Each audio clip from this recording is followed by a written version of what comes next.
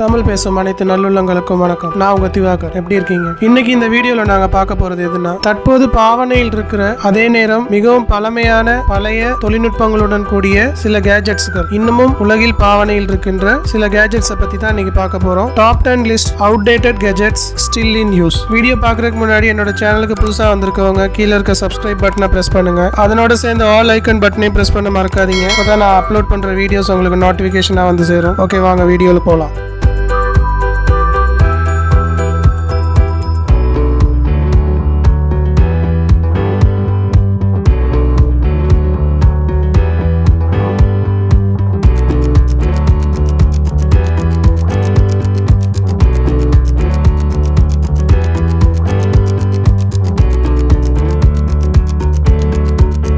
பத்தாம் பார்த்தீங்கன்னா local storage device, அதாவது ஹார்ட் டிஸ்க் டிரைவ்னு சொல்லுவாங்க.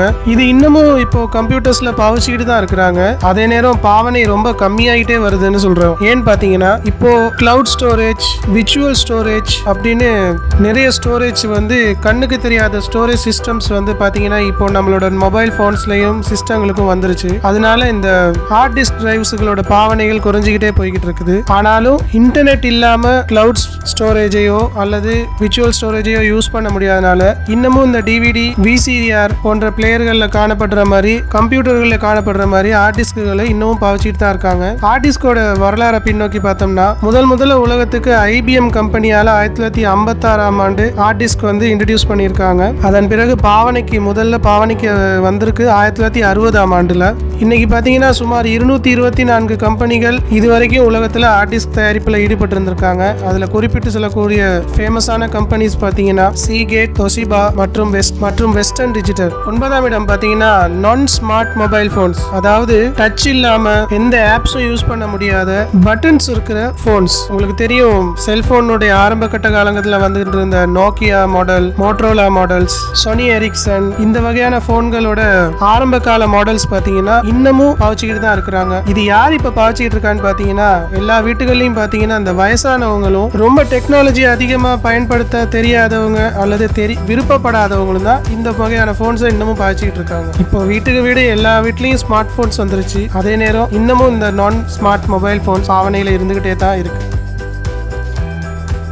8ஆம் இடம் பார்த்தீங்கன்னா டிஜிட்டல் கேமரா அல்லது டிஜிட்டல் கேம்கோடர். இன்னைக்கு நாங்கள் பாவிச்சுக்கிட்டு இருக்க ஸ்மார்ட் போன்ஸ் எல்லாத்துலேயுமே சூப்பர் குவாலிட்டி கேமராஸ் இருக்கு. வீடியோ ரெக்கார்டிங் பண்ணிக்கலாம், ஷார்ட்ஸ் எடுத்துக்கலாம், செல்ஃபி எடுத்துக்கலாம். ஆனாலும் சில குறிப்பிட்ட ப்ரொஃபஷனல் தேவைகளுக்காக இன்னமும் டிஜிட்டல் கேமரா, கேம்கோடர் பயன்படுத்திக்கிட்டு தான் இருக்கிறாங்க இந்த உலகத்தில். இதனோட வரலாறு பார்த்தீங்கன்னா 1983 சோனி வந்து முதல்ல கேம்கோடரை ரிலீஸ் பண்ணியிருக்காங்க உலகத்துக்கு. அதன் பிறகு நிறைய கம்பெனிகள் ப்ரொடியூஸ் பண்ணியிருக்காங்க. குறிப்பிட்டு சொல்லணும்னா சோனியோட 1983 beta movie BMC 100P model மற்றும் அதன் பிறகு JVC ரிலீஸ் பண்ண VHS C கேம்கோடர், இது ரெண்டும் அந்த காலத்துல ரொம்ப ஃபேமஸா இருந்துச்சு. அதுக்கப்புறம் பாத்தீங்கன்னா 1990ல ஆன்டி கேம்ஸ் VHS மாடல்கள்லயும் VCR மாடல்கள்லயும் நிறைய எங்களுக்கு பாவனையில இருந்தது. குறிப்பிட்டு சொல்லணும்னா Panasonic, RCA, Hitachi இந்த வகையான பிராண்டுகள் அந்த நேரம் ரொம்ப ஃபேமஸா இருந்துச்சு. இன்னமும் ப்ரொஃபஷனலுக்காக இவைகள் பயன்படுத்தப்பட்டு வருகின்றது ஒரு சிறப்பம்சம். 7ஆம் இடம் பாத்தீங்கன்னா அனலாக் வாட்ச் மற்றும் அனலாக் கிளாக்ஸ். இன்னைக்கு எத்தனை வீட்டுகள்ல சுவர்ல கிளாக்ஸ் இருக்குன்னு எனக்கு தெரியல. இன்னைக்கு உலகத்துல இன்னும் எத்தனை பேர் வந்து கையில வாட்ச் கட்டுறீங்கன்னு தெரியல. ஏன்னா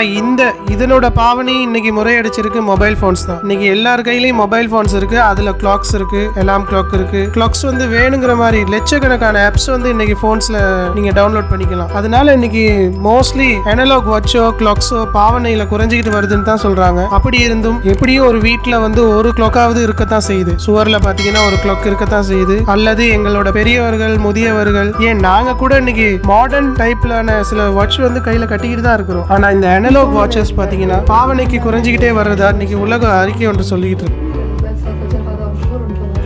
6ஆம் இடம் பார்த்தீங்கன்னா ஆன்சரிங் மெஷின், அதாவது டெலிஃபோன் ஆன்சரிங் மெஷின். இது பார்த்தீங்கன்னா இந்த கேஜெட் உபகரணம் பார்த்தீங்கன்னா கூடுதலாக ஆசிய நாடுகளில் காணக்கூடியதா கிடைக்கல. ஆனால் இது வந்து யூரோப் மற்றும் அமெரிக்க நாடுகளில் அதிகமாக அந்த காலத்தில் பயன்படுத்திக்கிட்டு இருந்தாங்க. 1980, 90களில் வந்து இது ரொம்ப ஃபேமஸாக இருந்துச்சு. இன்னமும் இது பாவனையில் தான் இருக்குது. ஆனால் ரொம்ப ரேராக இருக்குது, ரொம்ப குறைஞ்சிக்கிட்டே வந்துருச்சு. ஏன்னா இன்னைக்கு லேண்ட்லைன் ஃபோனே கம்மியாகிட்டு வருது எல்லா இடங்கள்லையும். அதனால இதனோட பாவனை குறைஞ்சிக்கிட்டே வந்துருச்சு. இதனோட வரலாறு பார்த்தீங்கன்னா 1949 முதல்ல ஆன்சரிங் மெஷின் வந்து பாவனையில இருந்திருக்குன்னு சொல்றாங்க. அதன் பிறகு கமர்ஷியல் யூஸுக்காக 1960 தான் இது வந்து யூஎஸ்ஏல அறிமுகப்படுத்தியிருக்காங்க. அந்த நேரம் இதுல பிராண்ட்ஸ் பாத்தீங்கன்னா AT&T இவங்க தான் இந்த ஆன்சர் மெஷினை மிகப்பெரிய அளவுல சேல் பண்ணாங்க. 1984 முதல் 2000 வரைக்குமே இந்த ஆன்சரிங் மெஷின் ரொம்ப ஃபேமஸா தான் இருந்துச்சு. அதுக்கு பிறகு கொஞ்சம் கொஞ்சமா குறைஞ்சிக்கிட்டே வந்துருச்சு. இப்போதும் சில நாடுகள்ல சில அலுவலக தேவைகளுக்காக இதை இன்னமும் பயன்படுத்திக்கிட்டு தான் இருக்கிறாங்க. 5ஆம் இடம் பார்த்தீங்கன்னா லேண்ட்லைன் டெலிஃபோன். இதுக்கு முன்னாடி நான் சொன்ன மாதிரி ஆன்சரிங் மெஷின் எப்படி பாவனையில் குறைஞ்சிக்கிட்டு வருதோ அதே மாதிரி லேண்ட்லைன் டெலிஃபோனும் இன்னைக்கு உலகத்தில் பாவனையில் குறைஞ்சிருக்கு. அப்படி இருந்தும் உலகத்தில் இன்னைக்கு ஃபிக்ஸட் லைன் லேண்ட்லைன் பார்த்தீங்கன்னா உலகம் பூராவும் சுமார் 1.26 பில்லியன் லைன்கள் இன்னமும் ஒர்க் பண்ணிக்கிட்டு தான் இருக்குது. அதில் குறிப்பிட்டு சொல்லணும்னா சைனாவில் 350 மில்லியன் லைனும் அமெரிக்காவில் 268 மில்லியன் லைன்களும் பாவிக்கப்படுது. இதில் 3ஆம் இடம் பார்த்தீங்கன்னா லண்டன் யுனைடெட் கிங்டம்ல 23.7 மில்லியன் மக்கள் ஃபிக்ஸட் லைன் இன்னும் பாவிச்சுக்கிட்டு தான் இருக்கிறாங்க. இன்னைக்கு என்னதான் technology, digital technology, smart phones, wifi, cloud storage எப்படி எது வந்தாலும் இன்னமும் லேண்ட்லைனுக்கான மதிப்பு இருந்துகிட்டு இருக்க தான் செய்யுது. போர்ட்டபிள் மீடியா பிளேயர் 4ஆம் இடத்துல இருக்குது. இதை எப்படி உங்களுக்கு ஞாபகப்படுத்துறதுன்னா 90களில் இருந்த 90s கிட்ஸ் அப்படின்னு சொல்லுவோம்ல, அவங்களுக்கு இது நல்லா ஞாபகம் இருக்கும்னு நினைக்கிறேன். MP3 player, portable MP3 player அப்படின்னு சொன்னா உங்களுக்கு நல்லா ஞாபகம் வரும். இது அந்த நேரம் பாத்தீங்கன்னா சோனி, கிரியேட்டிவ், பேனசோனிக் இதெல்லாம் ரொம்ப ஃபேமஸா அந்த நேரம் பெரிய சேல் பார்த்த ஒரு டிவைஸ்னு சொல்லலாம். சிடி இன்ட்ரடியூஸ் பண்ணது அந்த டைம்ல தான். அந்த நேரம் இந்த பிளேயர்ஸ் மற்றும் gazette recording player, MP man அப்படின்னு நிறைய வகையான மாடல்கள் அந்த நேரம் இருந்துச்சு. குறிப்பிட்டு சொல்லணும்னா இதனோட வரலாறு பார்த்தீங்கன்னா 1997ஆம் ஆண்டு முதல் இது லான்ச் பண்ணியிருக்காங்க. MP man player Asia spring 1998. அதன் பிறகு பார்த்தீங்கன்னா நிறைய மாடல்ஸ் வந்து இதுல பாவனையில இருந்துகிட்டு இருந்திருக்கு. இப்பயும் சில நாடுகள்ல இன்னமும் இதை பாவச்சிக்கிட்டு இருக்காங்கன்னு சொல்றாங்க. இந்த லிஸ்ட்ல 3ஆவது இடம் பார்த்தீங்கன்னா டைப்ரைட்டர். லோகத்தில் யாருக்குமே தெரியாதுன்னு சொல்லக்கூடிய ஒரு பொருள் இல்லை இது. இன்னைக்கு கம்ப்யூட்டர்ல நாங்கள் டைப்ரைட்டிங் படிக்கிற மாதிரி ஒரு காலகட்டத்தில் டைப்ரைட்டர் படிக்காட்டி ஜாபே கிடைக்காது. எந்த ஒரு கண்ட்ரிலையும் எங்க இருக்கிற ஒரு கம்பெனிக்கு வேலைக்கு போறதா இருந்தாலும் டைப்ரைட்டிங் தெரிஞ்சிருக்கணும். அந்த அளவுக்கு இந்த கேஜெட் வந்து ரொம்ப முக்கியமான ஒரு பொருளா வாழ்க்கையில இருந்துச்சு. டைப்ரைட்டரோட வரலாறு பின்னோக்கி பார்த்தோம்னா ரொம்ப பெரிய வரலாறு. 1874ஆம் ஆண்டு முதல் இதனோட வரலாறு ஆரம்பிக்குது. அதன் பிறகு பார்த்தீங்கன்னா இதனோட மாடல் வித்தியாசமாகி மெருகேறி 1980ஆம் ஆண்டுகளில் பார்த்தீங்கன்னா மிகப்பெரிய டைப்ரைட்டர்லாம் வந்திருக்குது. இன்னமும் ஆசிய நாடுகளில் பார்த்தீங்கன்னா குறிப்பிட்ட சொல்லணும்னா இந்தியா, மலேசியா, சிங்கப்பூர், இலங்கை இன்னும் இந்த நாடுகளில் வந்து டைப்ரைட்டர் பாவிச்சுக்கிட்டு தான் இருக்கிறாங்க. அரசு அலுவலக தேவைகளுக்கும் மற்றும் சில தனியார் தேவைகளுக்கும் இதை இன்னும் பயன்படுத்திக்கிட்டு தான் இருக்கிறாங்க. பட்டியலில் 2ஆம் இடம் பிடிக்கிறது வின்யில் LPS. அதாவது இங்கே பார்த்தீங்கன்னா பழங்காலத்தில் ஆடியோ ரெக்கார்டர் பாவச்சிருப்பாங்க. பார்த்துருந்தீங்கன்னா ஒரு கூம்பு மாதிரி வந்து பெரிய ஒரு குழல் மாதிரி வடிவத்தில் பெரிய சைஸ் CD மாதிரி அதை போட்டு அதில் அந்த இதை வச்சிருவாங்க. அதுலேருந்து அது பிளே ஆகும். கிட்டத்தட்ட இதை சொல்லணும்னா முதல்ல ஆடியோ சவுண்ட் ரெக்கார்டிங் மற்றும் மியூசிக் சிஸ்டம்னே இதை சொல்லலாம். இதை இங்கிலீஷில் வந்து ஃபோனோ ஆட்டோகிராஃப்னு சொல்லுவாங்க. இதனோட வரலாறு பின்னோக்கி பார்த்தீங்கன்னா 1899ஆம் ஆண்டு இது அறிமுகமாக இருக்குது. 1900 மற்றும் 1960கள் வரை இதனோட பாவனை மிக உச்சத்தில் இருந்திருக்க உலகம் பூராவும். அதே சமயம் இன்னைக்கும் இது ஆன்டிக் பொருளாக இன்னைக்கும் எல்லா நாடுகள்லையும் எல்லா இடங்கள்லையும் காணக்கூடியதா தான் இருக்குது. பாவனையிலையும் இன்னைக்கு இருக்குது. இன்னைக்கு இது பாத்தீங்கன்னா இது டிஜிட்டல் முறையிலையும் மேம்படுத்தப்பட்ட ஒரு தொழில்நுட்ப கருவியா இன்னைக்கும் பாவிச்சுக்கிட்டு இருக்காங்க.